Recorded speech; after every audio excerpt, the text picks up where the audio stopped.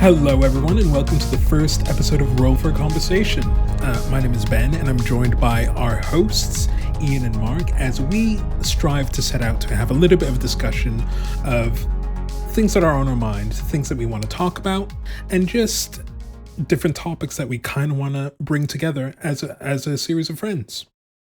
Now, I will have to explain a little bit about the format, a little bit about the name of the podcast within itself, but firstly, for all of you really D&D focused and D&D loving people here, I will warn you that this isn't necessarily a D&D podcast, whilst we all are massive fans of the game and the genre as a whole, and it will come up in conversations. It isn't really something that is our main focus to discuss. We are going to be using the dice as almost like a kind of avenue of chaos to decide what our big topic is for the discussion for the week. One reference and one reason why we're doing that is because we actually thought of 100 different topics, and then we came to the awkward conclusion that we didn't really know how we were going to pick them. So instead, we're just going to roll a percentile dice and see where the dice takes us.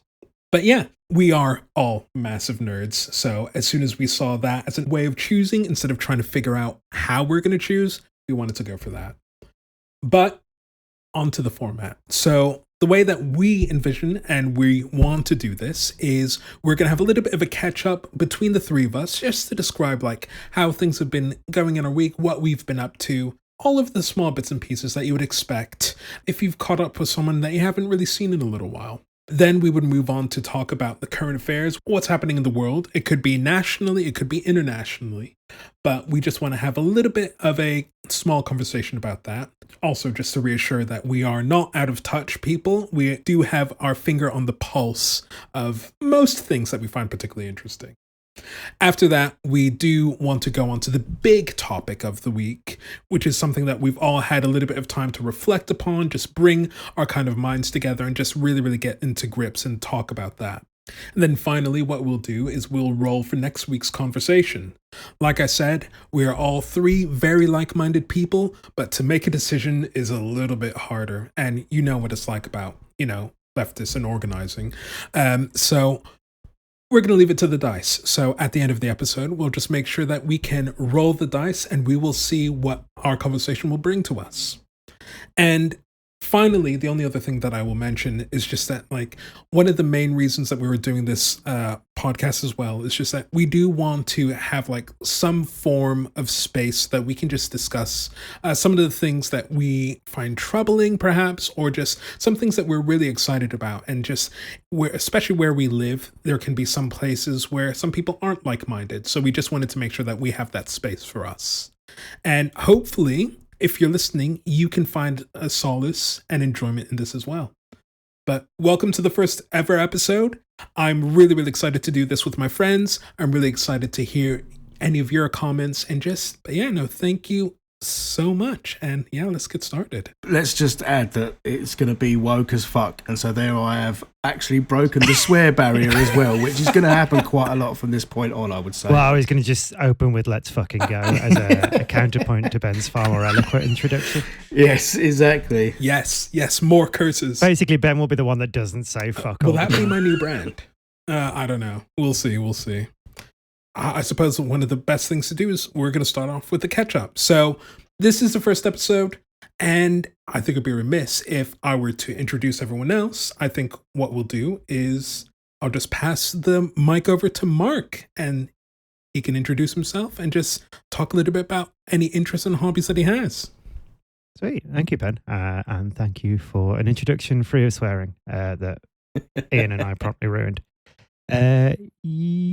So as Ian put it, woke as fuck. I think a lot of what brought us together was a similar political standpoint on a great many things, and a consistent underlying frustration / rage about the state of everything going on around us, and a desire, as you say, to have a space to share that doesn't do in the heads of literally everyone else we know. So it's a safe space for those of us that aren't done ranting quite yet. What else to say? I say big nerd, big into D&D, gaming, all that kind of jazz. Big into the alternative rock metal type of music kind of thing, which obviously is tricky as someone that is woke as fuck because the community there isn't as a rule. And recovering Catholic, practicing Buddhist, trying to find fulfillment, which we'll touch on in a bit. I think that covers it. Over to you, Ian. Over to me. Yeah. That's interesting you say about not alternative music not necessarily being a woke space, because one of the interesting things I felt is that I grew up very much thinking that it was. So my name is Ian, and I similarly, like everyone, am a massive nerd. I probably, whilst I do like gaming, I probably have more of an unhealthy obsession with MMORPGs, which, as Mark was saying about different spaces that aren't particularly woke, it does seem like we like to force ourselves into these spaces and therefore have to suffer for it by, I don't know, having to read slurs in the global chat. Mm-hmm.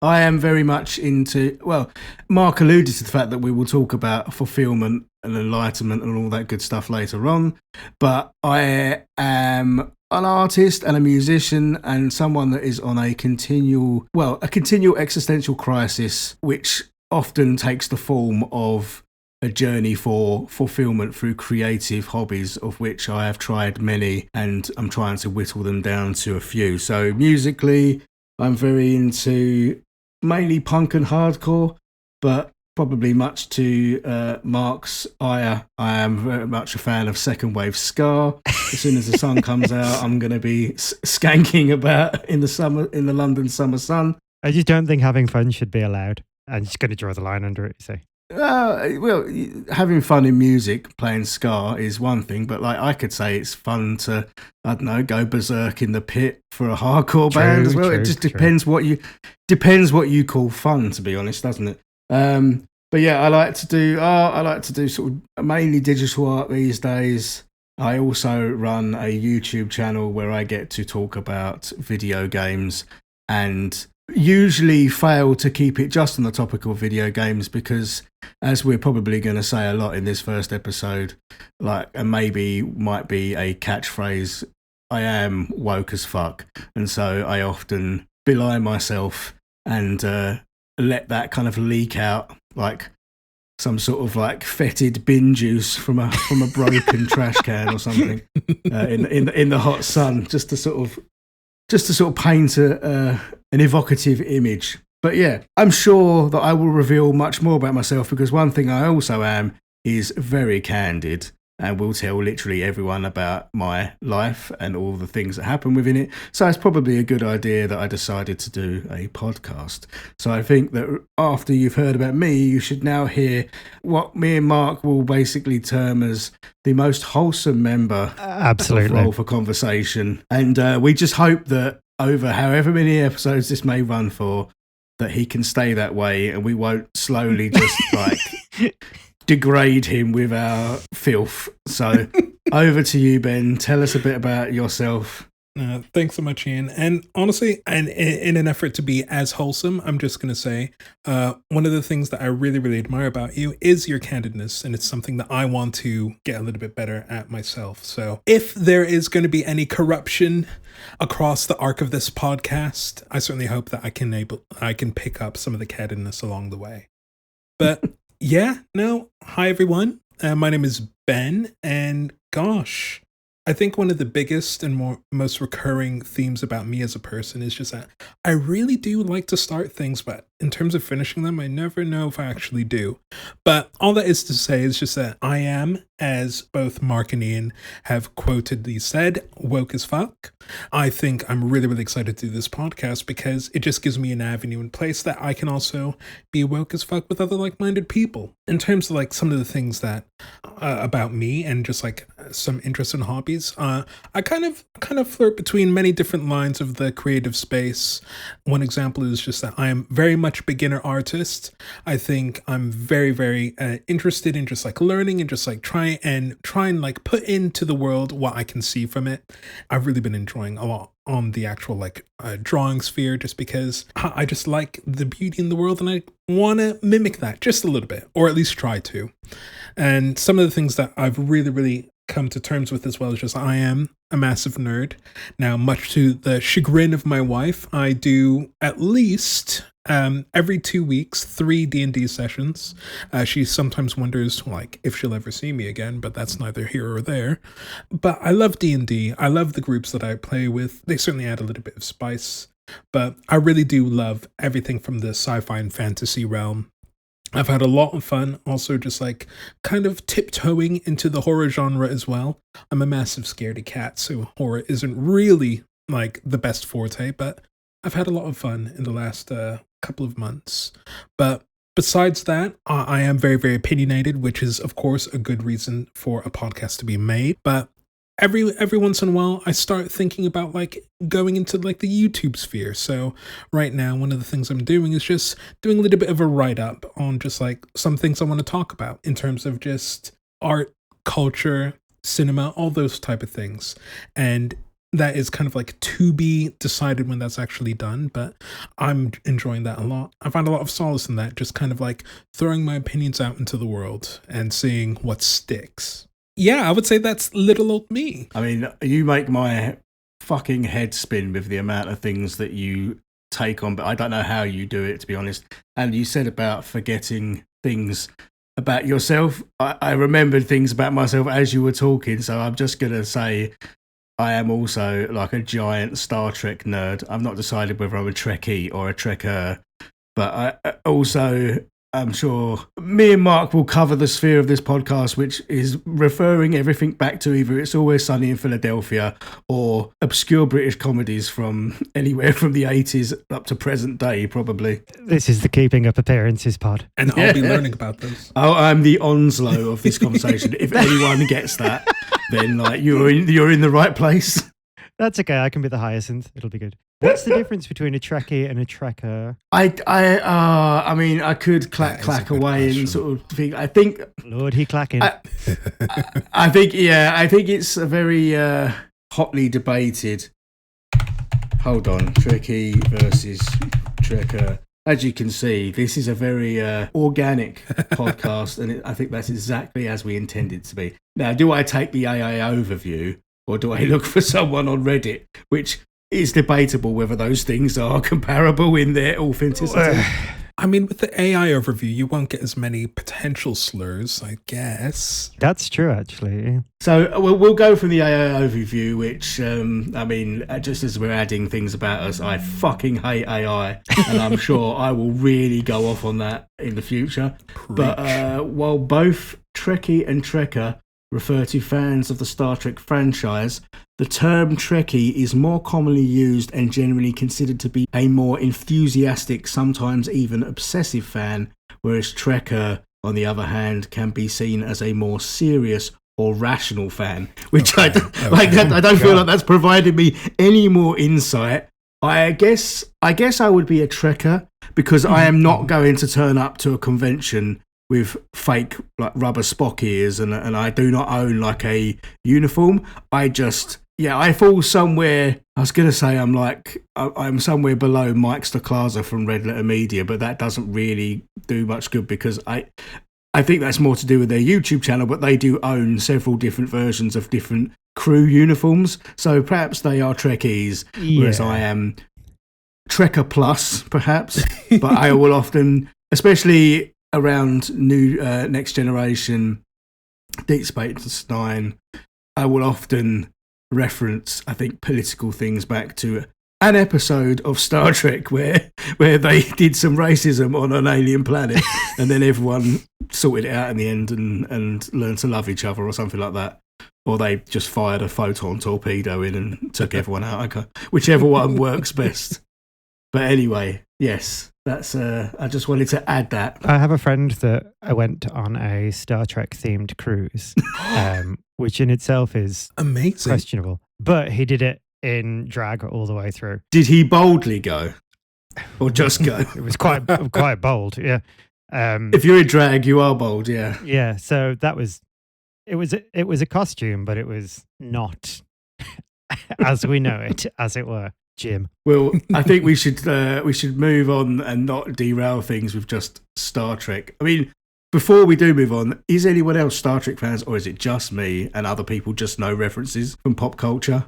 I like what I've seen. Okay, good. I don't know a great deal. Yeah, I'm in the similar camp as Mark. I think I watched those couple of theatrical runs with Chris Pine, I think it was.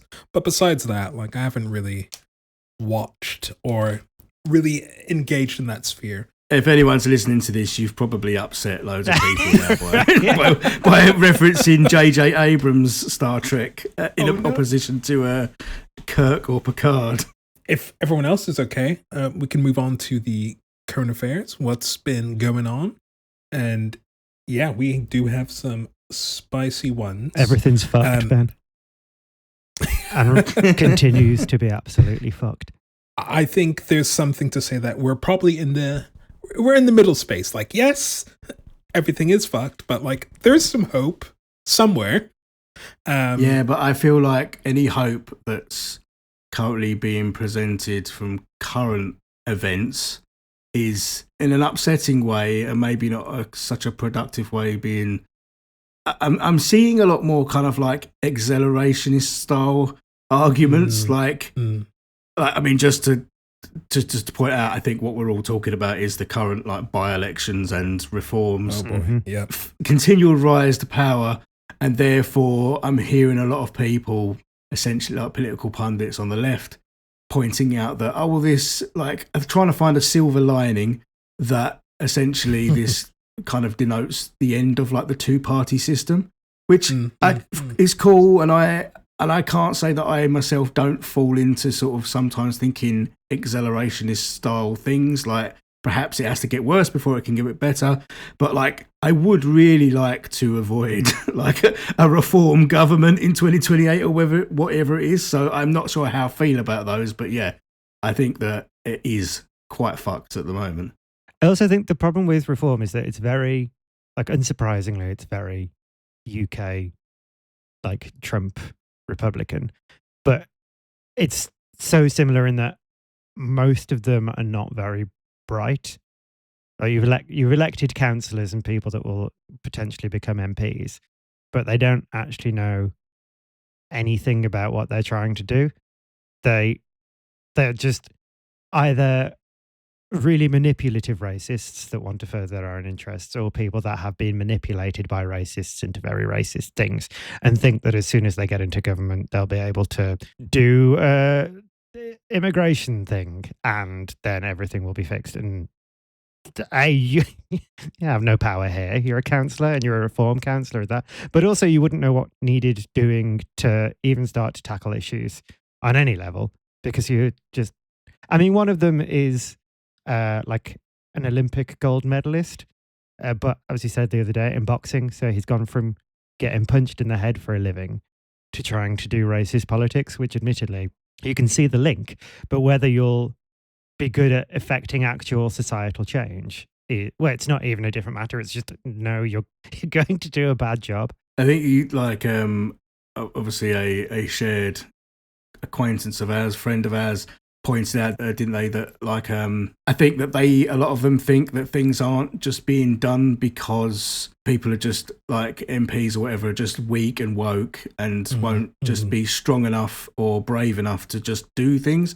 Where I think, like, it reminds me of like Sam Cedar debating a libertarian, where like they think that they're just going to do things, but then when they get like in terms of reform, when they get into actual power, they find out that there's all just like these pesky sort of like administrative or just like reality. Like there's a reason why all of these things, these layers of bureaucracy and stuff exist, because we've built them up over years because it helps us to manage society. Like the latest thing I saw today was Farage basically, or maybe I saw it today, he could have said it the other day, but he was basically saying about letting the water companies fail rather than bail them out or something. And like, Nigel, they have. It's like, yeah, well, they have, yeah, but it's like, yeah, okay, that's cool. In one side, you can see the kind of like provocative argument that he's making there, or sort of like the why that would appeal to certain people, because you're thinking, yeah, these fucking cunts have just taken the piss out of us. But like, there is a reason why we can't just let the water companies fail because like we all kind of need water. I've grown quite fond of water. Yes, and I think that's why I've grown addicted to it, to say. And I think that's why there is like, it's not just water though, it's everything. It's like all these sort of government things. It's like actually a lot of these things that these people will just see as annoying are just like, they are actually sort of almost integral to society and things functioning on an administrative level. It's like I always say, it's like this, it's always the first step of like, I think this about right-wing sort of thinking anyways, it always feels like it's just the first step and then we just stop there. So we think, oh, the water companies are bad and they've done this thing and we should punish them or whatever or let them fail. But like in general, I feel like right-wing thinking is a little bit like, well, I have my answer, I shall cease my investigation. Whereas like, no, actually, we need to sort of think steps 2, 3 and 4, which have a little bit more nuance. It's like, oh, okay, well, actually, it's not that easy. We do have to keep this going for whatever reason. And I just feel like there's an element of short-sightedness. And because a lot of people don't think or want to really think about politics, because let's be honest, politics is A, boring, and 2, like not very good for your health, as someone that always thinks about it a lot. As people with mental health, I can guarantee that it is not conducive. Yeah. And so if you're just offering an easy option for people, and you're inviting them to not think about the nuances or the shades of grey which exist around these particular topics, and that's what I hate about sort of reform. We're at a very unfortunate time. You're not wrong. But on top of that, I think we're at a very unfortunate time because there's been so much like national and I suppose somewhat international, but there's been frustration from I would say from a lot of the British populace with a lot of like the inefficiencies and just like the simply madness that has been into like the Tory rule. But I feel like also like with reform, like with their absolute rage bait and the way that they've just been talking about like, oh, we're just going to do this or we're going to let the water companies fail. I think there's something to be said that there is very much like a national frustration with like people want change. They want to have like better for themselves. Like God knows how many years of like austerity have we had. I think if I'm going to be completely honest, I think it was just after I came to the UK. And I've been here since like 2007. So like I've been in austerity this entire time. But I think like just going back to the point of like reform, I think with their like ghoulish ways of just like trying to treat like politics and just getting things done, they've kind of accidentally like put their finger on the pulse of like a lot of people. Like there is frustration. They want that change. And like, I feel like people are lapping that up because they're just like, okay, there's this thing here that's being said and Nigel Farage's going to get it done. But is that putting a little bit too much sympathy towards people here or no? I'm not sure. I think that you're being a bit too charitable there. I don't think they've accidentally put their finger on the pulse. I think they know exactly where they're placing their finger. Cheeky. And it's because they know how to leverage topics. Yeah. Because if you like the one thing about what's going on, and if you saw any clips from people, different sort of vox pops around Runcorn before the by-election stuff, they like this is the thing. It is quite clear what the actual issues are. Like they're talking about, all these people are talking about immigrants and how immigrants just come here and they say things like they just come here and, well, there's two things. They just come here and they're given a job and they're given a home. So that it's very simple. It's right in front of our eyes. What people are worried about is that they don't have a job or employment prospects and they don't have a home. Yep. And then I will just add a second part to that, which is part of the perversion that people like Reform and the right wing have done and how they've used sort of immigrants and stuff is they always say things like we should take care of our own first. And I don't want to cast aspersions, but I do quite suspect that should we eliminate one problem, I don't think they want to fucking take care of our own either. Like I don't think they're then just no, care's not on the menu here. Yeah, I don't think they're going to turn around and then start wanting to solve homelessness because I feel like that argument is purely there because it makes a good argument against why we shouldn't give stuff to immigrants. And Ben, you have come to this country a while ago. My partner has come to this country from America as well. And obviously very different to someone that's coming in like as an economic migrant from places where we actually need them to come to work within our economy. Yeah. But like, even so, I don't think a lot of these people have ever met anyone that has come to live in this country to ask a question, because even coming from affluent places like America and being given like a way into the country through like the best possible and safest means, which is, in my partner's sense, she came through her job and that brought her here, that gave her the visa and stuff. But like, she still has to pay for the NHS. She will never get any handouts. She gets no fucking say in voting for anything unless she, I guess, but she's got indefinite leave to remain, but she'd have to be like naturalised or become a citizen. That's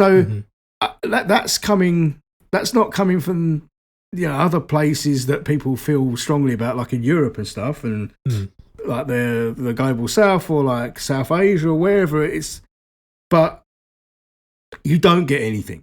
Every time I hear someone say they just walk off a boat and they walk into like the dole office and get benefits, I'm just like, I don't like. Also, I'll pass off to, if Mark, if you've got something to say, I'll pass off to you in a second. But I would just like to say, like, are people living in like a different country to me? Because since when do we give anyone anything? Like, we won't even give our own people. Have you tried to get a nice thing at the government lately? There are no nice things, citizens. Make do with what you have. Yeah, the looking after our own thing is always an interesting concept because, and we've seen this time and time again throughout history, but the definition of our own changes quite dramatically based on, you know, whatever the fucking power structure at the time. Just like the definition of like what is white or what it means to be but that white. was one of the like Irish people weren't white until it benefited people in power to make Irish people white. And you see this like time and time again, ideas of what whiteness is and who gets to be white changes based on how little sort of control people may or may not have over the distribution of resources. But you also see it with like the current conscious effort to squeeze trans people out of any degree of safety or security or even like just physical safety walking down the street is, you know, creating outgroups has long been the interest of those in power to make sure that resources stay within a small group, right? And just because it's not obvious, and this speaks to your discussion of reform, where like people want to look at something and say that's bad, but just saying that's bad doesn't. It's an easy not a option. cause analysis. Precisely. So people will look at trans people and say, oh, they are causing my discomfort, and it's like, no, capital is causing your discomfort. It's just being labelled as a certain subgroup of people, because if we can tighten the restrictions around who constitutes our own, then you'll just carry on giving us your money and we can carry on exploiting profit from your labour. And it's just like in psychological trickery to protect vested interests, right?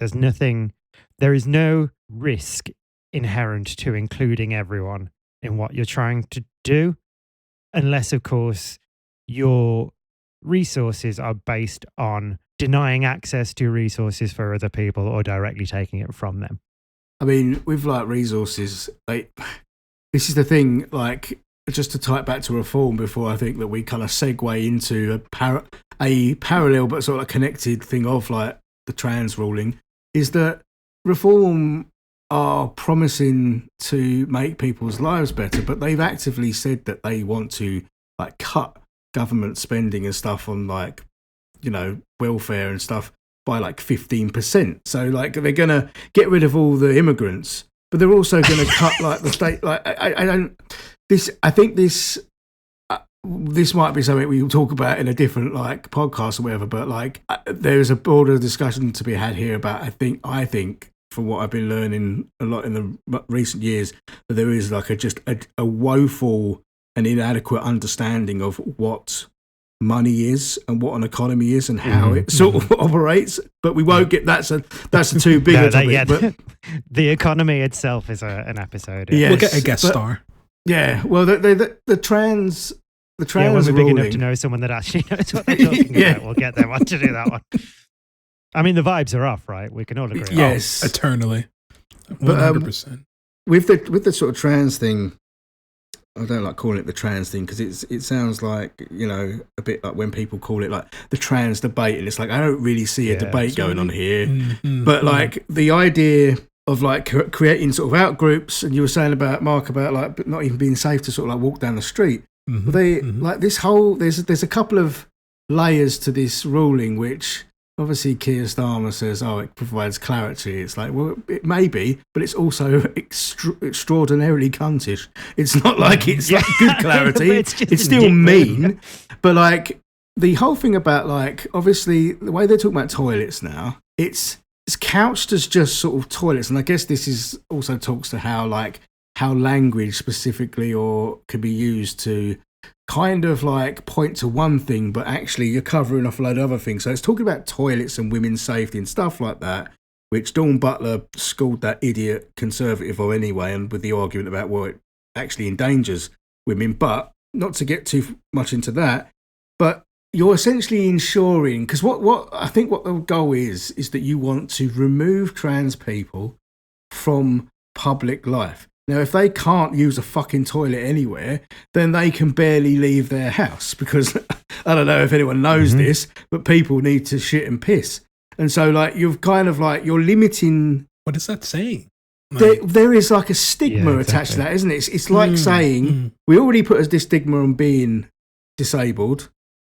And it's kind of like saying your transness, your identity is essentially like disabled. I'm sure there's a better way of me saying that, but it's very there's like there's layers of cruelness to that, like going, you know, it's very kind of like and I just think that as well as being dangerous for women because a man could technically go into a woman's bathroom and say, "Oh no, I am a trans woman," like I worry about the fact that you're gonna at a time where things are a bit fucking leery, you're now going to send female presenting trans women into a male bathroom, and then someone's going to go, "You're a trans person," and then if they don't have a very good opinion, like you're very obvious now because now you're a woman essentially in the man's toilets. So I don't know, the whole thing feels very dangerous to me and quite short-sighted. But it's just putting a target on trans folks' backs. And I think one of the things I wanted just to mention on top of this, Ian, I think you struck something very, very right and correct, because when you talked about like essentially if someone just like with the reasoning and like the definition that has been outlined and like what they've done with the toilets, I think one thing I've noticed is just that like when you were talking about you're just like systematically making life worse for such a small subset of people, one thing that comes to mind is just that I was still browsing the hellscape social media that is now been renamed to a single letter. It had a much more appealing name back in the day, but I saw a ruling from the FA, because I used to, as part of my British identity. I was going to bring this up as well. Yeah, I thought as a way to conform to Britishness, I had to like know a lot about football, so I have that background in me now. I saw that like there has been some rulings following the Supreme Court ruling about trans players. When I started looking into like how many trans players are actually playing, it is a hilariously small amount of folks who are trans who are actually playing the game. I think, and again, I will double check this, but I saw like it was a number of like 20 people, right? And then can you imagine such a huge and like crazy ruling for 20 people. And like, that's going, I don't even know how many of them are actually playing professionally, but like, if you're at that range and just like there is a ruling that's getting made, it just feels, like you said, Ian, needlessly cruel. Because like, can you imagine, like, what if there's someone like right now as a kid, and like, I will forever die on this hill, because like I personally feel that like younger kids who need to like feel like their own physical appearance matches what they feel like about their own gender identity, they should have that right to express themselves. But let's say, for example, there is like a 12-year-old boy, loves playing football, right? He's been playing it forever and ever and ever. When he grows up a little bit, he decides and he realizes that like who he is outwardly doesn't reflect who he feels inside. He transitions, becomes she, her, and then still wants to play football. What happens? Like, it just feels so needlessly cruel, because like, not only are you making legislation to destroy such a minuscule amount of people in that professional field, but like, what are you doing to literally anyone else who like had those intentions and those visions of going professional? And like, if they actually feel like they want to transition and like have their own like identity like correspond with their own gender identity, then like they're just, it almost feels like legislation and governing bodies are just saying fuck you. And like, it's just stuff. I mean, basically, yeah. It just feels so cruel. It's a way of like, they've consciously picked like this one of the smallest minorities in the country to publicly flog. It's bullying, isn't it? It's like, it's virtue what signaling. I can do. Well, I was thinking about this the other day. It's more like vice signaling. But like, it's because there are so few. I mean, I was looking at this and I think there's something like, I think it was something daft like 70 million people that are eligible to play in an FA team of some level. And there are 20 trans people currently doing it. And they're going to be spread across, like, there's not going to be two people in one team, is there? There's not going to be two trans people in one team. That's just that would break. So basically, they're making each team point at one person and be like, you, fuck you, you can't do this anymore. And the fact that nobody asked the FA, like, who asked? You didn't have to make this statement. No one cared. Like, this is like virtue signaling of the worst kind. It's like, look at me, I hate trans people too. Don't clip that. But it's like, bro, literally no one asked. You are doing this because you know who your fan base is and you know who you're trying to appeal to. But what made it even funnier is I saw after the FA came out and did it, the 8-Ball Pool Federation. Yeah, I was going to say about that. Wait, what? No one knows who you are. Why are you gendering fucking pool anyway, as a start? And who asked? Like, go back to the pub. That's like, just carry on doing what you were doing. Precisely. When we still didn't care who you are anyway. I think like to tie it back to like the reform statements are made in reform and about immigration. It's also, there is an element of that not wanting to do the extra homework or understand or take the next step. So just like people don't really understand what it actually takes to come and live in this country and what you do not get, it's also no one really wants to understand or learn like what it actually requires to become trans, like to transition. So like, obviously, if anyone, no one will be surprised that all the woke as fuck people watch Philosophy Tube, but she goes through her journey. It's very long-winded. But in terms of like kids, like you were saying, Ben, like these, like there are years of psychological assessments and stuff like that. It's not just,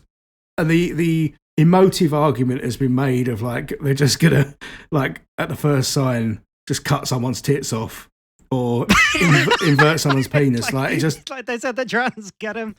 So I think there's an element of that. But I always say around this issue, because it always annoys me around the sports issue, because it brings out a lot of people that suddenly care about women's sport when you, I'll be honest, men who don't give a shit like any other time, but they do when it like furthers their sort of agenda. But like I've always said about this, and I think I say like this is my kind of thoughts on a lot of things. People treat everything, a lot of things like it's set in stone. I don't know whether that's because it provides people with like a sort of a stability to sort of live their lives, but things like the economy. It's like I always, my little phrase I always use is like people like treat the economy as though we picked up our axes and put them in the ground and we just struck a rich vein of economy and it's like a naturally forming rock formation. Yeah. Whereas we kind of made it up. And so the same reasoning, what I don't like in this situation is the colossal lack of fucking imagination to try and think of a solution. So rather than I think that we should just do away with gendered sports and just have weight classes for everything. Maybe some of them you won't need it. Because then pick what the fucking defining thing is in your sport and make sure that you are measuring people in accordance with however that is fair. Obviously, protect against like injuries or unsafe play, but in general, like in football, let's use football example. You've got some colossal bastard like Andy Carroll, and then you also have, I mean, I might be showing like my age. You colossal bastard. You colossal bastard. But then like you've also got like, and this is just the first one that comes to mind, quite a waif, small, diminutive figure like Aaron Lennon. I don't think he plays anymore, but anyway. And Aaron, like, and in football, we see these different sizes and body shapes as being beneficial or detrimental. So Andy Carroll is not going to he hasn't got a low centre of gravity and he ain't going to like dance around people, but he will come flying in like a mighty Viking and just nut it into the goal and like bully defenders. Whereas Aaron Lennon may dance around, but if you go through him with a tackle, you're just going to send him flying. So he's going to float off like a balloon. We have different body shapes, different body types within the men's game, and I've spent enough time on Instagram whereby I am served like reels of, I don't know what, I think I know what it is. I went into the comment section once because I knew that there was going to be something transphobic in there, and I'm some sort of glutton for punishment and wanting to hurt myself with this. But I went into one of these where it was like a really like muscly woman that works out of the gym, and she is about twice as tall as me and about twice as wide. And so I will accept that, you know, maybe on a general broader sense, women tend to be sort of slightly smaller. But my thing is here is that if we do away with that and we go into more kind of like weight classes for like you would have in boxing. So maybe you don't even need the weight classes in football, because if you've watched women's football these days, yes, about 10 years ago it was like watching League One, but that's because there was no money put into it and there weren't many good players. But it's just like watching the men's game. Now, I think that those women could play in the men's game, and you might just have to There's less diving than in men's games. Well, yeah, you just have to make some concessions. But the point is that I think the point that I'm trying to make is that if you did something like a weight classing system, then you could like the capitalists, and by extension the sort of right wing who generally seem to fall under capitalism, they seem to love the idea of meritocracies.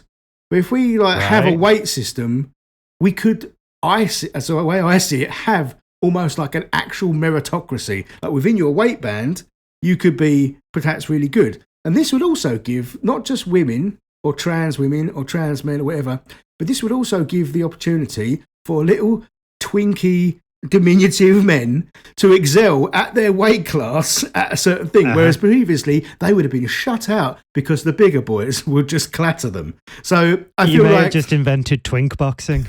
Yes, which I think would be fantastic. Someone pay that real quick. But yeah, but I just. But why is there a lack of imagination? Like we can't. These are arbitrary rules that we made up in sport. We don't have to change the game, but we could change some things. But these aren't. Again, it's like the economy thing. We didn't fucking find it growing on the side of a mountain. Things. We could reimagine. We could, and that's what I think I just find frustrating about a lot of things in general, is the lack of imagination to want to think of a solution rather than just keep it like dogmatic and it's just, this is how it's always been. But that's a broader situation. It's probably on the topic list that we'll get to. And I was just about to say that would be a very, very good. That would be a very, very good thing to point out in the big topic. But I would say let's make sure that we keep that thought in hold, because I have plenty of thoughts about that as well. 100%. Taking a slightly different turn, however, from talking about local and national politics, and we're going to scour the depths of the internet, and we're going to mention a little bit around potentially everyone's favorite big leftist streamer, Hasanabi. And God. Oh God! I forgot that I put this down to be honest. Communist purist. Yeah. So you like Hassan? So he's got a house, Ben. That is true. So I don't think we need to spend too much time on this, but it would be because it was just it will just make you have like bleed from your like eyes or something. But like yes. I've only got. I'll let you speak on it, Ben. But I've got one thing to say about it. Utterly pointless. Ethan Klein's mind is broken by fucking Zionism and or just content brain, and it's like he at this point he's just doing like Hasbara talking points about like, isn't it interesting? There's no bomb shelters in Gaza. Like, isn't it interesting that I don't think any bomb shelter would stand up to like the amount of furious bombing that Israel does?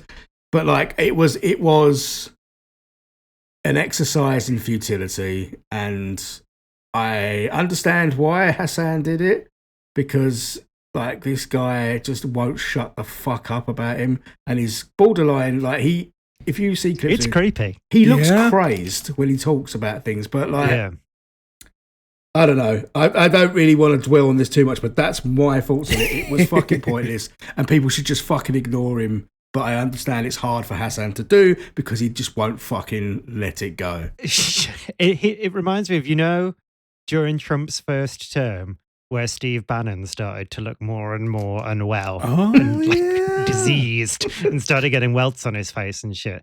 It's got that kind of like, I'm becoming increasingly insane vibe to just like his general demeanor. Yeah. I think, to be honest, I'm with you, Ian. I don't think I really want to dwell on this too much, but for the people that do touch grass and don't keep in touch with internet drama, essentially there was a very, very, very big political streamer named Hasanabi who does a lot of coverage over different news, bits and media, occasionally does some gaming, but primarily his main focus is sharing the news and disseminating on platforms like Twitch and YouTube, so that the younger audience could be a little bit more inclined to, actually engage with politics. Ethan inclined. Yeah. Maybe I'll cut that one out. And essentially, I'm not Ethan inclined to engage with this. And essentially, there had been a very, very, very, very long and recorded fallout of another streamer. It all came to a head quite recently, just to have a proper debate. And like Ian said, it was an exercise in futility from what I've seen of it. And I did not watch the entire thing because I was like, there was a lot more patience Hassan had than I would have. And I don't need to have my cortisol levels to be that high. But all that is to say, it is very... I'm trying to lose weight, man. I can't deal with it. Exactly. All that is to say is that if you are interested, all you have to do is Google it. It was a thing that happened. It was a topic point that we were going to quickly touch on and swiftly move on. But yes, we of course are just 3 guys on the internet, and you have the entirety of the internet at your disposal. So if you're interested, you can suffer that. Yes, absolutely. But moving on to the big topic, unless anyone else has anything they want to say about anything we discussed. I think just quickly, the debating Ethan Klein thing is effectively a useful metaphor for how the left approaches things anyway, in that on one hand, you will not win an argument in the eyes of the person arguing in bad faith if you're fighting with someone arguing in bad faith. It's just not going to happen. But on the other hand, if you can create such a spectacle that you may not convince them, but you can show everyone else what a tit they are, then that's kind of, you've won the bigger battle there. Yeah, but that's why I say it's futile, because if you are, I've watched about 3 different sort of streamers, content creators cover this topic, and if you actually kind of watch it at all and listen to it, like, there's no one being convinced here. Everyone that already agreed with Hassan, like people like us, true. Even if I have some disagreements with Hassan, I generally agree with his position. But if you agree with him, you still agree with him. And unfortunately, it looks like from people like looking at the chat in Ethan's kind of like side of things, is that these people just they're in that like cult. I don't want to say it's a cult necessarily, but like they're on that side. So how have you've not? I don't think anyone is tuning in to go. So like this is. Do you remember the other day, Mark? I told you about Richard Wolff debating Destiny. Yes. And Richard Wolff obviously comes from like a very academic sort of place, whereby he's a socialist on the left in that academic space, and he has many friends who are like old academics, and You sounded a bit like him then. I enjoyed that. It runs a bit more on this kind of like on like the goodwill of the sort of like old boys club. We're all thoroughly good chaps, and we're all going to like sort of debate and discuss in good faith. And he comes to that thinking he's going to kind of like maybe do something similar with Destiny, and within the first couple of minutes, Destiny's doing his fucking gish galloping, setting up like to try and trip him up, and like go like breathlessly banging out points, and it's like, oh, it's this format of debate. It's like no one. Why I bring that up is because I think that no one wants to have conversations about this. It might be no one comes on the internet to be convinced. Yeah, it might be. So in that kind of sphere, maybe you'd be like, oh, I'm going to an interesting debate tonight at the local university, and it's going to be different people from different talking points. And so that's very interesting, and you'll hear different things, and then maybe, but you're not. Like, when these things are set, it is more like, and funny enough, I think people were putting up memes of like making out like this was a boxing match almost between Ethan and Hassan. So it's pitched as a fight rather than let us meet with our minds and discuss this, and we could like find enlightenment. So no one gives a shit. They're there. Debate, bro, is boxing. It's not exactly. It's not. It's a blood sport. It's a blood sport. Yeah. And so people are there purposely to see that spectacle.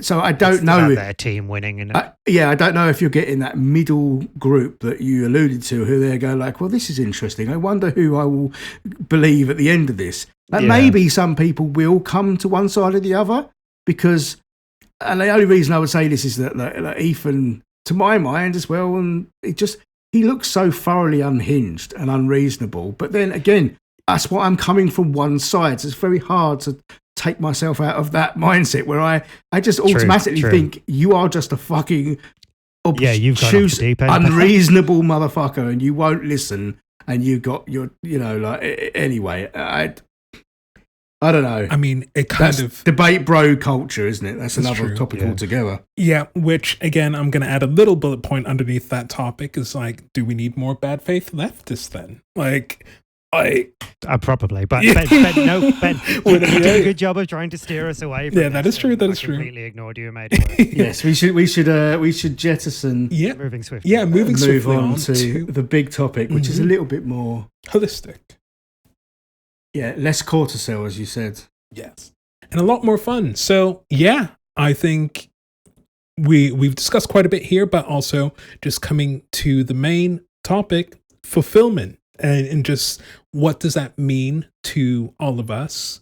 Why we do our hobbies, and just other bits and pieces are just like in this very, very finite life of ours. How are we finding meaning? How are we finding connection? And amidst of everything that we've already discussed, how can we find just some sort of, not purpose, because that is a little bit too existential, but just some peace, I guess. It would be a good one. I think that is exactly where we are with this. This is purpose. We're going to play a. I was going to say, you were saying that this was going to be a bit more like fun topic, where I was going to say like, hold my fucking beer while I drag us into a existential funk. We're dealing with a 38-year-old existential crisis here. Although to start this off, and Ian, I will like to tell you this, Ian, and you will hate to hear it. Okay. When I was looking on YouTube just to see, like, that sort of like overly intellectualized video essay type of thing that I like to watch on fulfillment, the however many videos at the top, and it's quite a lot, were all Amazon Fulfillment Center tour.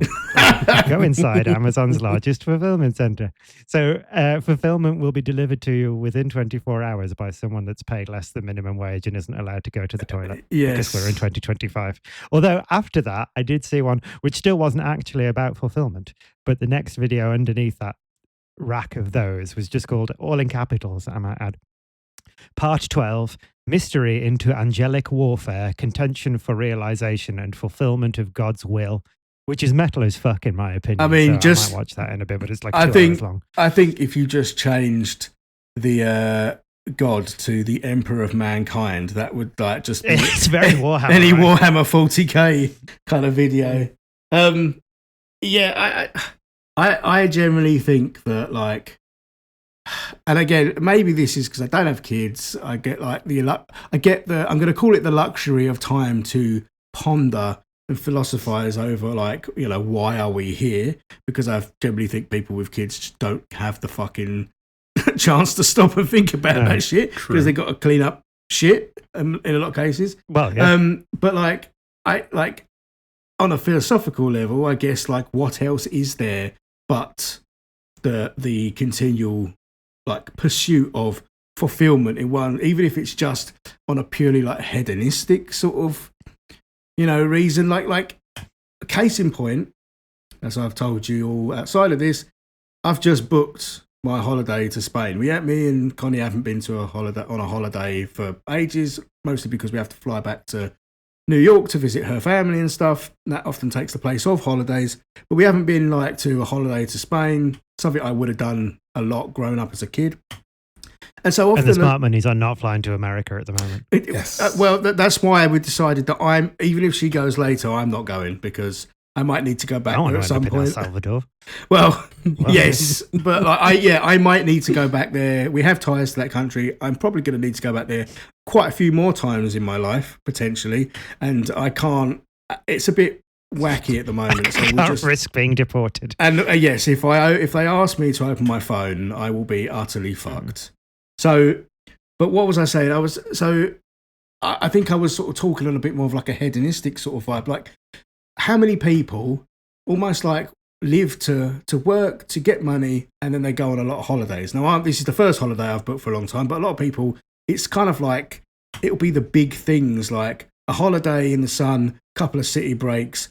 But the point is that you are doing what's required of you, like working a job, earning a wage, but unless you're just some fucking bastard CEO who is literally just but that is my entire identity, is my business and making money, then your purpose is to do these things that you enjoy. It's just a sad state of affairs that we have to get a wage in order to facilitate that, because the whole world runs on money. I don't have answers to how that would work without money, how we would go on holiday, whatever, but in order to enjoy things, we must sort of comply, but we're doing it for that reason. So, like with that, I think what I'm trying to say is that we're always, everything we're doing is in the aid of, I don't know, like, I mean, if you wanted to strip it down to like a really like dispassionate level, you could just say it's all just like finding things to just fucking kill time until we just fucking die. But like, I'm sure that there is a bit more, it could be dressed up in a more poetic way, really. Have you ever read that Aquid webcomic? No. Can't say that I have. I love it. It's really worth looking into. What's it called? Aquid, ACHEWOOD. But there's a phrase that gets used in that, I can't remember what it's referring to, but it classes it as a temporary diversion on the road to the grave, which I think is summing up a lot of what we do. Yeah. I mean, I'm going to say something to invite you to talk a bit, Mark, because like, obviously I think that I find me and Ben quite similar because, like Ben says, we're always starting new things, have lots of creative ideas. We both don't finish a lot of things, although I'm trying to get better at that. But I feel like we're all trying to, I think what it is we're all trying to find something. So like earlier today, we were chatting in the chat group and I was explaining how I am not religious in any way. I would like to consider myself one of those sort of reasonable atheists that understands why people have faith and spirituality and stuff. But obviously and you don't have to talk about this if you don't want to, but when I see like you practicing Buddhism, like to me, that strikes me as you are looking for something. Like, I don't know what it is. But like I am trying to fill that hole by, I don't know, making art, making YouTube videos, which I consider to be art because it's like a multidisciplinary practice, to have people see them, to have people appreciate them for the process. Like, I suppose you could redress that in almost like a religious way. There's like the making the thing is like a sort of like a process, and then there's something at the end of it but there is an element of fulfillment. So I don't know, as in opposed to my creative journey, enlighten me, as it were, very good, about Buddhism and what perhaps that gives to you, and then I can see how that maps onto what I am searching for. I'll just say that I'm not going to become a Buddhist, so no, don't even try. But I appreciate it. No, I think the seed of this is, as so many things are in existential crisis and having men's mental health. Even before I got into Buddhism, there was get this really depressing sort of resignation to the fact that, like, I was convinced, well, I'm never going to have a good time. But if that's the case, then at least I can spend my life trying to ensure that people that come after me have a better time. And eventually, if people keep doing that, then someone down the line will reach a point of discovery or realization whereby something occurs or shifts or develops, and we can figure something out post that. And Buddhism is sort of aligned with that. And like, I don't believe in sort of like the full-on Tibetan reincarnation kind of thing. But when you think about sort of rebirth on a more philosophical level, like all the like molecules and atoms that are part of me, which are ultimately part of whatever the big ultimate is. Carl Sagan's apple pie and whatnot. Precisely. Yeah. Will go on to be another being. And in that sense, there is a rebirthing or a recoming together of things. And, you know, Buddhism's very into what it calls conditioned co-production or conditioned arising, which is basically cause and effect. And it's sort of like very focused on creating conditions in which sort of enlightenment and wisdom will arise. So I think one of the things that did draw me to it is that there's almost like a Newtonian understanding of how to make things better. And there is an understanding of the autonomy and therefore the responsibility that you have as a person to strive to create conditions whereby things can get better.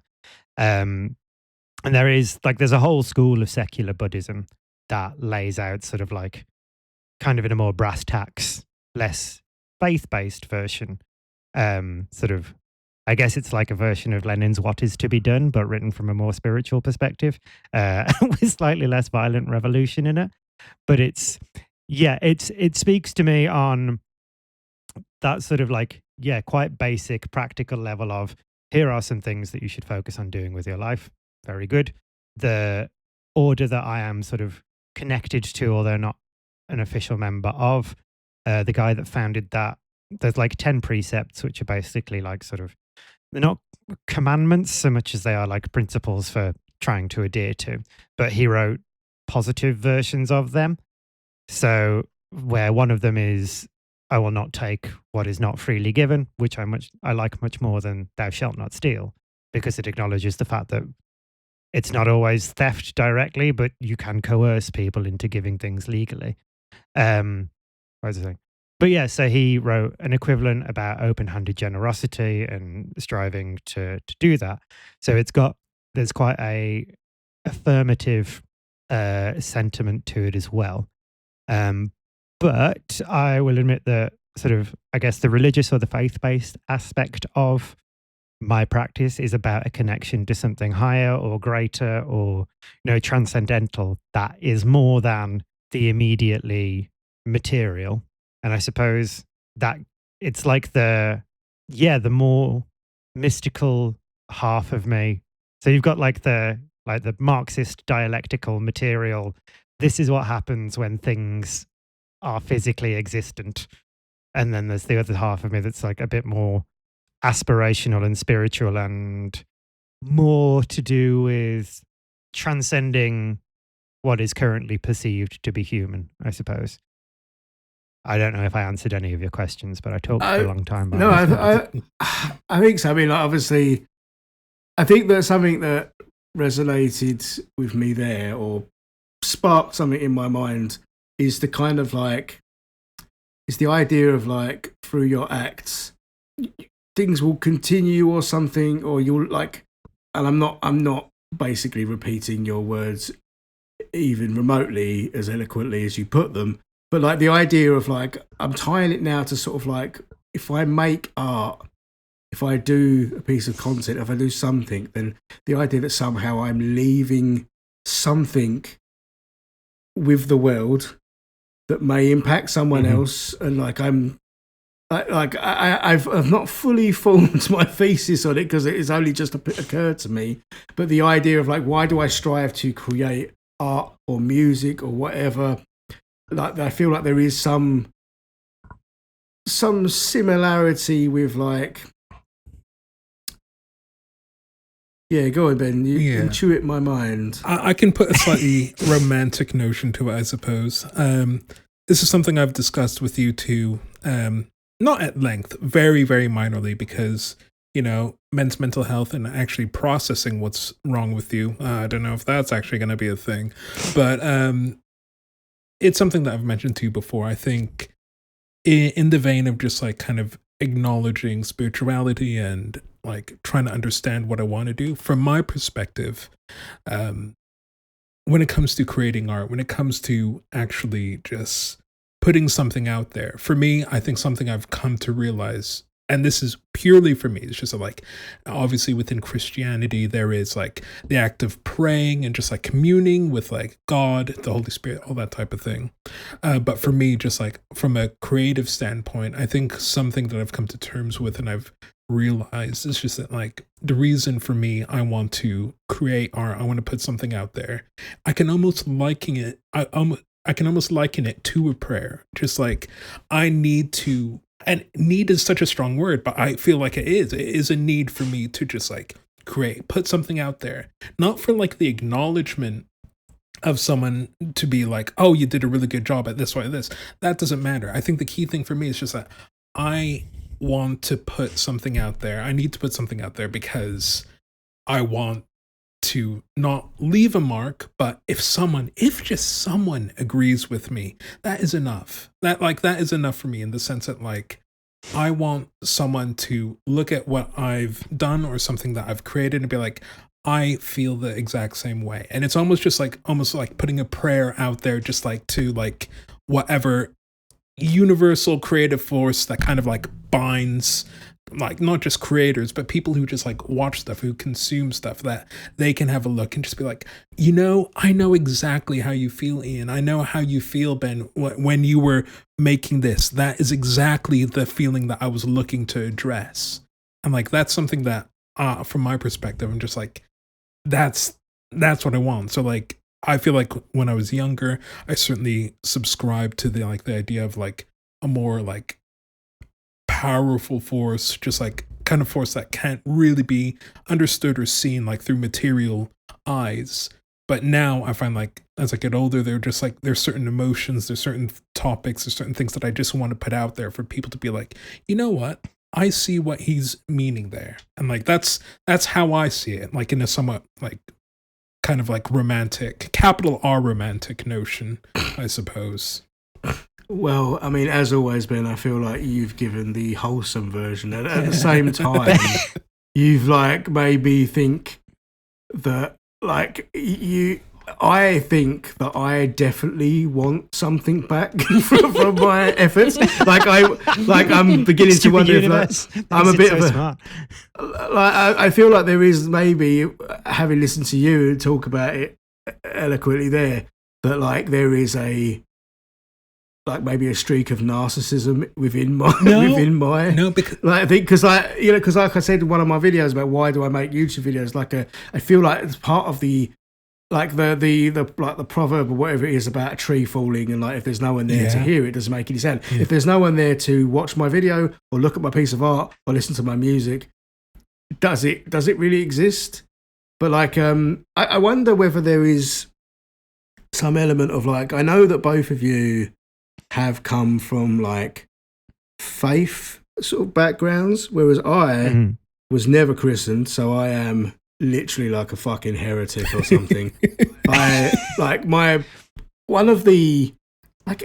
parents are quite sort of just, I mean, I don't pick my words to not sound sort of insulting, but they're like very straight down the line, just sort of beige, just ordinary nice people. But one of the most progressive things I think they sort of ever did was that they had this, they were like, well, they're not going to baptize me or my brother, because it was very much like the thought was it will be our choice to make that decision if we ever wanted to. Yeah. So I have not, like, and again, we were talking earlier, my only real experience of religion has been either fucking depressing and upsetting hymns we got made to sing at primary school, or when I went to Scouts, we were supposed to go to church parade every week, and when I got there, they would pass around it was for donations, but essentially it was like a pair of wooden motorbike handles with a velvet sack hanging off it, and you'd put the stuff in there. And so like, you want to see my velvet sack? Yeah. As I was just continually like, my whole basis, I think, for how I think about religion, and like I said, I think like especially Christianity, it was based upon, well, this is fucking boring and you're making me come here, because I didn't have any connection to anything else. Yeah. But I think that I do have like an artistic soul, as much as I don't believe in a soul. And I know that like sometimes when I get into it, in other conversations we had, Mark, you've even said like you know, I'm flirting dangerously close to something like Buddhism in the way I'm sort of thinking about things. But then I guess that just goes to my whole kind of theory of like, I understand why people have spiritualism and like beliefs and stuff like that, and faith systems, but I do believe that we can arrive at them without that. And I wonder whether that is part of what also makes me have these existential crises. Like literally, like my whole life has been one existential crisis over another. Did I do this? Should I have done that? Will I ever reach something? I think compounded by the fact that I was quite a dumbass as like a younger man. Like I was a typical butthead. Like I just like to smoke dope. I mean, I would dearly love to smoke dope right now, but like I just like to smoke dope and just fucking be like Bill and Ted. I was just a fucking airhead, and so therefore, like I never thought about anything too seriously. But they were happy. Yeah, well, there is that. But like I didn't think about anything. They too said seriously. the F slur too many times, but they were happy. Yeah, that's a shame. I've just realised exactly. I can hear them saying it in the part of the movie that they say it in, and I love that film. But like, I think it.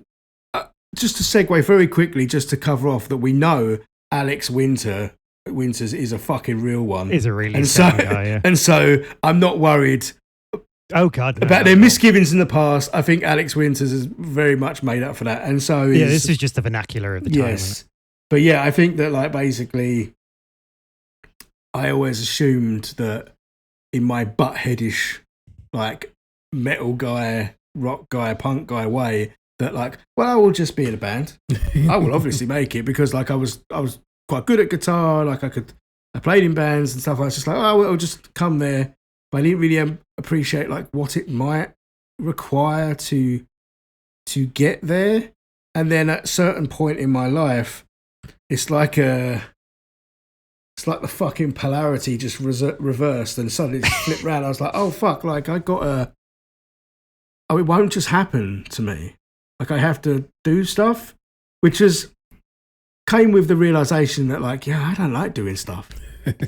I like fucking sitting about and being like a waster. I don't like, and I remember just to sort of cap off my thoughts on this, like I remember like being in a band, and this band, like the two guitarists, or rather we shared guitar and bass duties and all swapped round, but two of the members were like plotting to kick me and the drummer out because they didn't like swapping playing bass, and just they were longer standing friends than me and the other guy that joined them.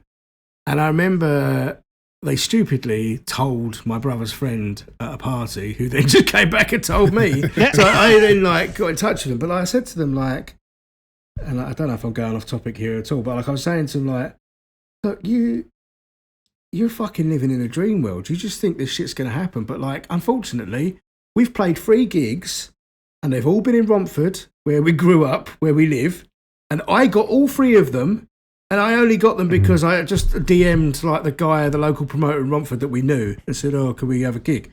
Like I said, if we want to make it as such as it is, we need to be out. Like you guys live in a dream world. We need to be at like every fucking gig that's going on in London, handing out flyers and CDs. We need to be being a fucking pest. We need to be reckless in like how we pursue this and almost not care. And I said, but unfortunately, by the time we are now, this is all past. So, like, we are too old now. We all have to go to work and stuff. We cannot be reckless. And so, I'm not too sure why I started that or where it's connected to, but I think it's something to do with the fact that, like, yeah, at a certain point, like, I think it became depressingly obvious that it wasn't all just going to work out. And I think that's had an impact on the way I think it's probably that's when existential crisis started, because it was like a longing to do these things. But every day I was sitting at a fucking desk and I was getting more and more radicalized by capitalism and Brexit. And I was just fucking going mad. So like every other day I would have an existential crisis, and it just went on for about fucking like 8 years. And I think it's only recently that I've kind of like come to a sort of like a peace with the fact that like, whilst I do need some level of validation for the work that I do, actually it's like, it's about my personal pursuit of doing these things, of making things, of creating things, is more important than the end result. Like I'd love lots of things to work out for me, and I'd love to like not have to do the job that I do and just think of ideas and be creative. But I think I've come to a peace that it's like it's about the process primarily. And so it's probably a Buddhist way of like explaining like how I've like, okay, it's cool. I'm all right with that. I'm okay with my place in the world. But yeah, I am not spiritually equipped to describe such feelings. I think ultimately, like a lot of, well, I mean, Lacan, like the French psychotherapist, called this object petit a. And it's like, basically everyone will have this gap in themselves that you're always trying to fill, and nothing ever will, because that's human nature. And what your object petit a is, objet petit a, is, will change, because the instant you get X, then your stupid monkey brain will need to crave something else to make sure it's always going after resources. Whatever, I don't know. But I think all of this, the closest I can get to a sort of summary or a through line to all of this is the need to feel connected to something beyond oneself, whether you're making art, because you are after the sense of being connected to the person who is sort of engaging with that art, or you are trying to convey something that's bigger than just yourself, or you are trying to connect to a transcendental something. There is a shared yearning for a connection to something bigger that just takes different forms depending on sort of those causes and conditions you've grown up. Like, I am no longer a practicing Catholic and I don't believe any of it, but the art associated with my faith still moves me much more than any Indo-Tibetan art ever will. Like, big stained glass windows, cathedrals, like choral music and that sort of stuff will always get that sort of faith drive in me going, far more than chanting or like Indo-Tibetan depictions of Buddhas or deities or anything like that. I've just come with a pre-installed concept of what divinity looks and sounds like and feels like. And that's just sort of now how I connect with that sense of whatever. And I think, it feels like what we're all getting at is that there is that sense of a need to connect to whatever it is that we're trying to connect to. And I think, bringing this back onto Ian's favorite topic of AI, this is why if I'm listening to a podcast or watching a video or something and I realize that it's AI generated and voiced over, I don't want to listen to it anymore. Because as much as I'm here to learn something or whatever, I'm not connecting to any sense of an experience here because the computer hasn't had an experience.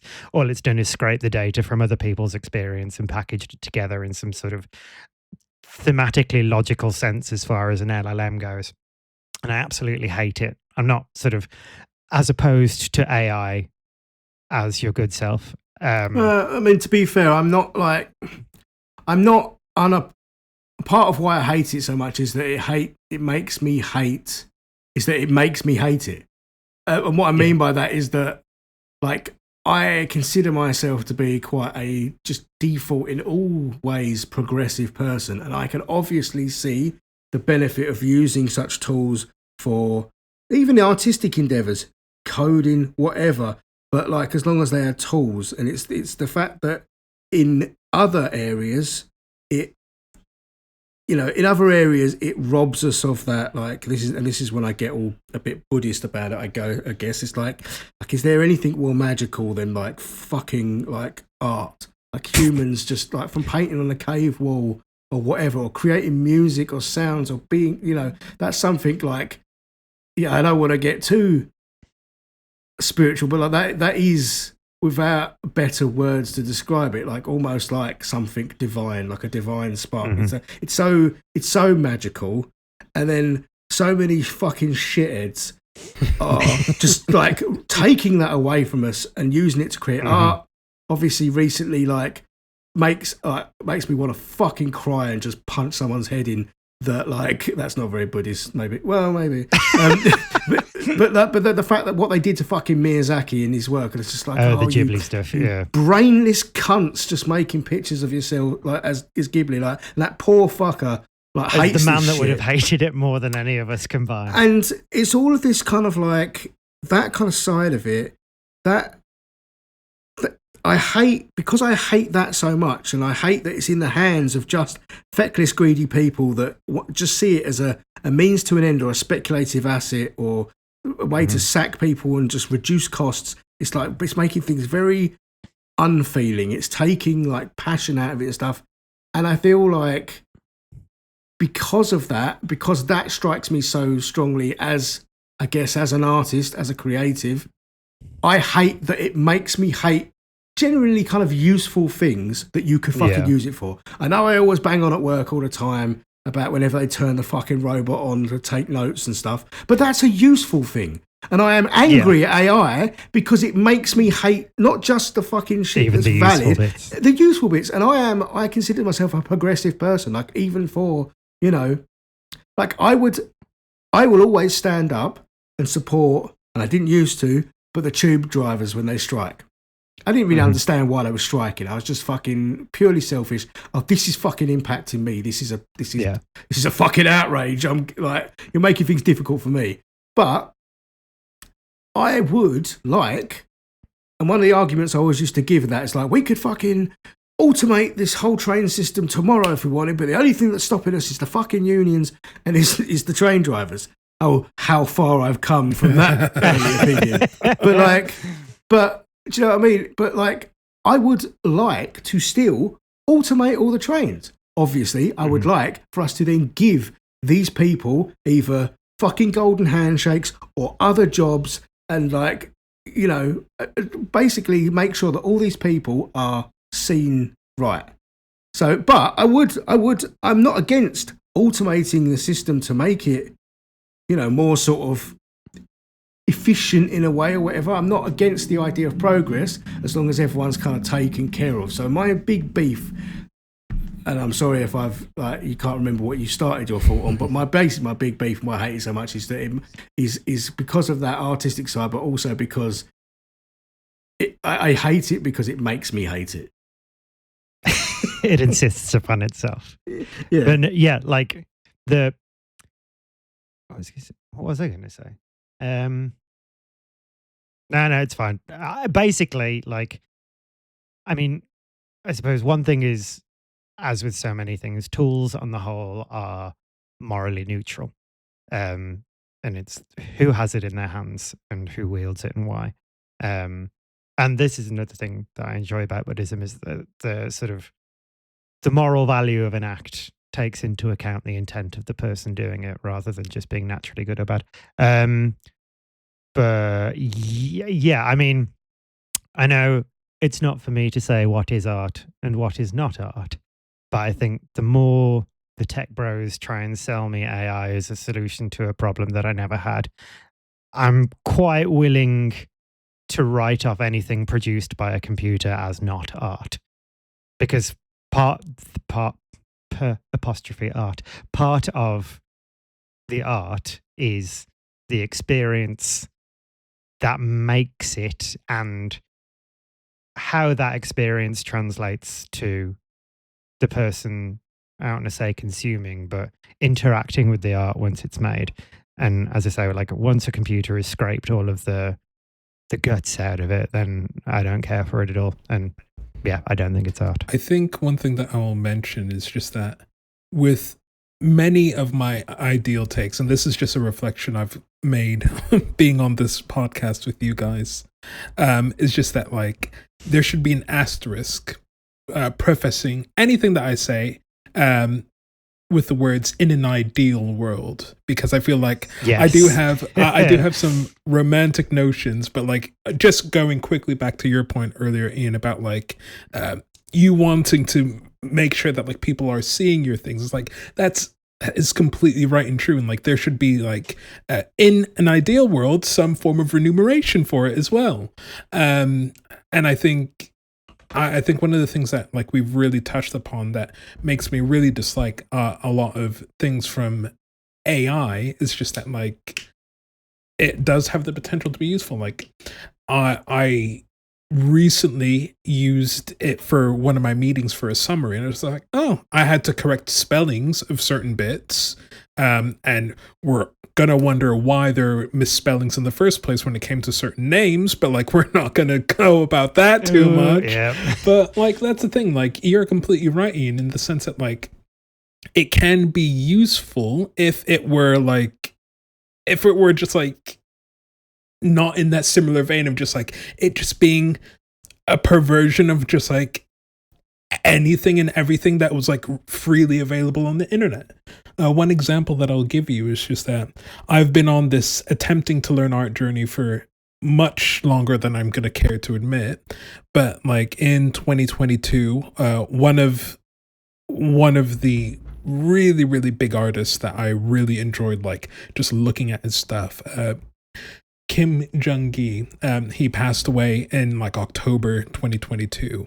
And like, if you search him up, like he's genuinely like what I would say is the master of perspective. Like he could draw things from his imagination in like different camera angles, just like without any type of perspective lines or just like any guiding lines. He just knew how something sat in a 3D space. And like that is genuinely like the most insane thing to even just like be able to see. Like if you think about like where you wanted to place a camera, right? He would be able to visualize that in his head and just draw it. The reason why I'm bringing this up is because obviously he died quite young at 45, heart attack in Paris. And I shit you not, literally either 5 to 6 hours or at most 24 hours after his death had been announced, and just like kind of revolutionized, like kind of like the news reverberated over like the art spaces.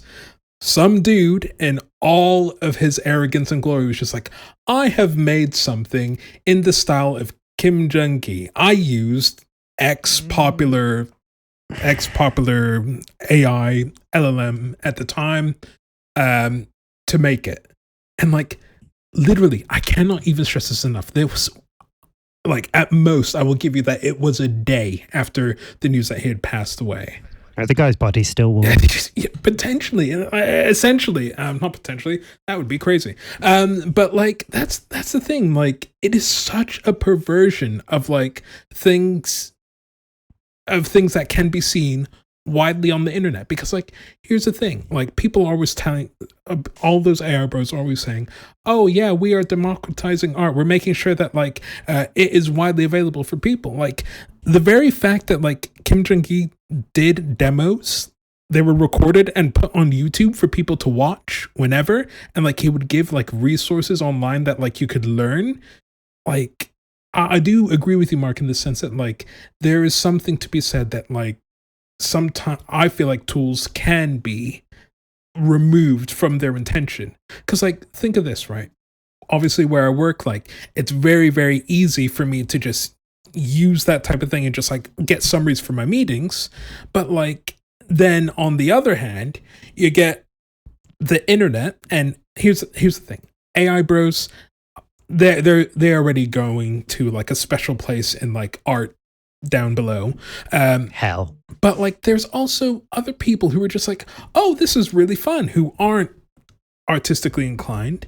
And it's just like, they see it as fun, quick things to just like make, but it's just reinforcing the perversion of things just like being just like twisted apart. Like, someone's like art sometimes is freely given, sometimes obviously you have to pay for it and that type of thing, but just like the intention, like that process of creation and that message or whatever, that I don't want to use product because that makes me sound like, I don't know, some corporate shill, but like that thing, that little lightning in a bottle was created potentially to be shared. But like, when that is given in good faith, and the bad faith folks come around in the middle of the night with their little robots and just like start stealing IP from like websites, and then they have the audacity to be like, I created this. It just puts such a sour taste in my mouth, and I'm just like, yeah, it's just so demoralizing. I think you've touched on something quite important. In that, like, in the ever increasing or ever existent battle between individualism and a more connected communal society, what is art to you? Do you, like us, see it as an experience that is being shared with someone else who is then experiencing it? Or do you see it as a pretty picture or a good song that the person on the receiving end enjoys because they like that sort of thing? Like, are you in this to connect with other humans, or are you in it for your own sort of masturbatory endeavors? And I think we know which side the AI bros are on, because they can make a shit ton of cash out of it. Well, I mean, I thought Wholesome Ben was going to bring us to a wholesome close of the big topic of discussion. It just drove us into a fucking existential hole. But I guess it does tie it back to like what you were saying, Mark, about like connection to the wider cosmos, I guess, if you want to just go that far. But like, who can summarize our big topic? Maybe the best thing is the concept of like a connection to, I guess, life, and that's what gives us meaning. Yeah, I would say that like, regardless of like religious affiliation or lack thereof, there is a need and there is an effort to like build connection, whether it be through like the divine, or whether it be through just like human like acknowledgement, whether it be through the idea of just like touching into like, I don't know, a collective artistic consciousness. But there's always just that fundamental need to just like feel connected. And I feel like that transcends pretty much anything and everything, just like from personal beliefs. Just like humans are social creatures, and like the way that we try and strive to connect with each other in this very, very strong capitalist world, it's explored in lots of different ways. That's what I have taken from this anyway. Benjamin, drop the mic. You've done us proud. Yes, you've brought us back from the fucking cliff of despair The brink to a good place, and I feel like that is probably a good point in which we can move to perhaps the most important part of this whole podcast, which is for you to pick up your dice and roll to see what next week's topic of conversation will be. As though you were Fred Durst himself. Yes.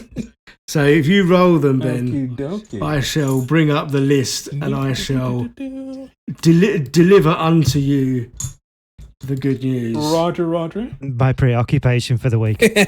Yes. All right. I'm ready. Homework. I've got it. And the number is 73. One moment, caller. All right. So I have here the title and my explanation. So the real learning starts when the prescribed learning stops. Oh, damn. Does the education system need an overhaul? Are we slaves to a set of outdated subjects? And is there another way? I'm sure we put some light-hearted topics on that list. No. We're gonna have to make light out of them. Ooh, yeah, that's baby. Okie dokie. Yeah, this has been the first episode, everyone. I want to thank you so much for tuning in and just listening to us. For reference, may the 4th be with you. I meant to say that at the beginning, but Ben, I'm a Star Trek guy, not a fucking Star Wars guy. And that is why I made that reference, because I'm not a Star Trek guy. But yeah, no, thank you so much for listening. Thanks so much for just tuning in, and just let us know how you find fulfillment, or if you have found it yet. If you have, please do let us know and just give us advice. For the love of God, yeah, please just give us advice. But until then, I'll see you in the next one. Please do make sure to follow us on our socials to be finding out what we're up to in terms of all things Roll for Conversation, which you will find in the description below. As always, I hope you have a great day, and I will see you all. We will see you all very soon.